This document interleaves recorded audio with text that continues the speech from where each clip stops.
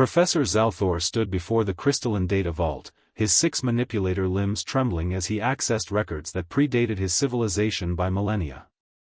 He was a xenoarchaeologist, one of the few who dedicated their lives to studying the ruins of extinct species. The galaxy was littered with them, hundreds of civilizations that had risen, flourished, and vanished without explanation. But Zalthor had found a pattern. The first message came from the Velkari, a peaceful race of telepaths who had disappeared 47,000 years ago at the height of their golden age. Their final transmission, carved into a monument on their abandoned homeworld, was simple. We disturbed the sleepers of the third planet.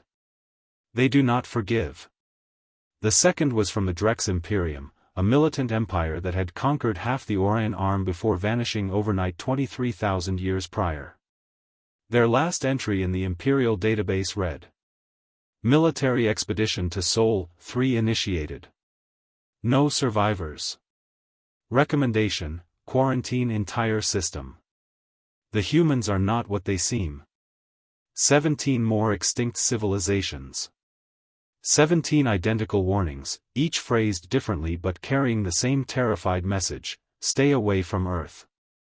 Zalthor had brought his findings to the Galactic Council 3 cycles ago. They had laughed.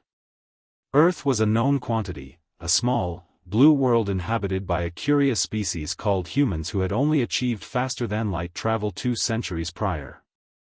They were friendly, diplomatic, enthusiastic about trade and cultural exchange. They were harmless. With respect, Professor, Council Speaker Tirnash had said, her bioluminescent patterns flickering with amusement, these extinct species likely encountered humans during their primitive phase. Tribals with nuclear weapons, nothing more. The humans have evolved. They're civilized now. But Zalthor couldn't shake the feeling that everyone was missing something crucial.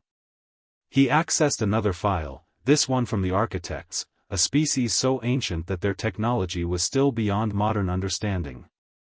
They had left only one structure, a warning beacon orbiting Earth's moon, broadcasting continuously for over 200,000 years.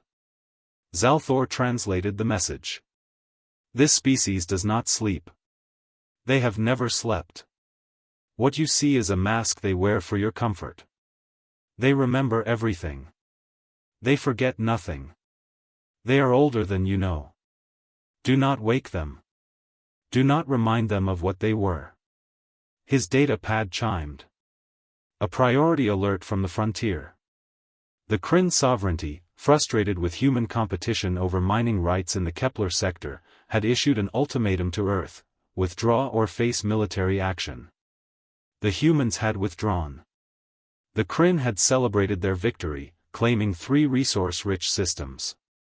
Then the disappearances started. Krin mining colonies went silent. One by one, across all 3 systems. When the Krin military investigated, they found the installations intact but empty. No bodies. No signs of struggle. Just abandoned equipment and one detail that terrified the investigators: every computer system had been accessed, every data file copied. The Krin had declared war on Earth 3 days ago. Zalthor watched the tactical feeds with growing dread. The Krin battle fleet, 800 warships, the pride of their navy, had entered the Sol system, expecting to find Earth's modest defense force of 200 vessels. Instead, they found 10,000 ships waiting. Not modern ships. Ancient ones.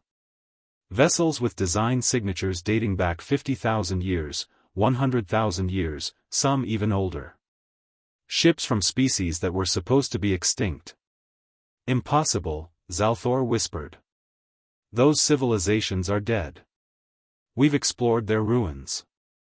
The human ambassador's response to the Krin admiral played across every screen in the galaxy: you think you discovered faster-than-light travel. You think you're explorers. But humans have been sailing between stars since before your ancestors crawled from the oceans. The feed showed something that made Zalthor's heart stop. On Earth's moon, ancient structures were rising from beneath the regolith, massive installations that had been hidden for eons. The warning beacon of the architects was powering down, its purpose fulfilled. The human ambassador continued, her voice gentle, almost sad, "We've been awake for a very long time. We let you think you were the dominant species because we wanted you to grow, to thrive, without fear. We pretended to be young. We pretended to sleep." She smiled, and Zalthor finally understood why every extinct civilization had left the same warning. But you just had to poke the bear. The Krin fleet vanished from sensors. Not destroyed, simply gone, as if they'd never existed.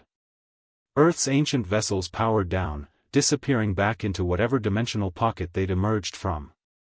Zalthor updated his research file with shaking manipulators, adding one final entry. "Warning to all future species, Earth only pretends to sleep. We are the latest civilization to learn this. Pray we are not the last." He marked the file as critical priority and sent it to the Archive of the Fallen, knowing with terrible certainty that one day, someone would find it among the ruins of his own extinct people. The humans would be patient. They always were. After all, they had all the time in the universe.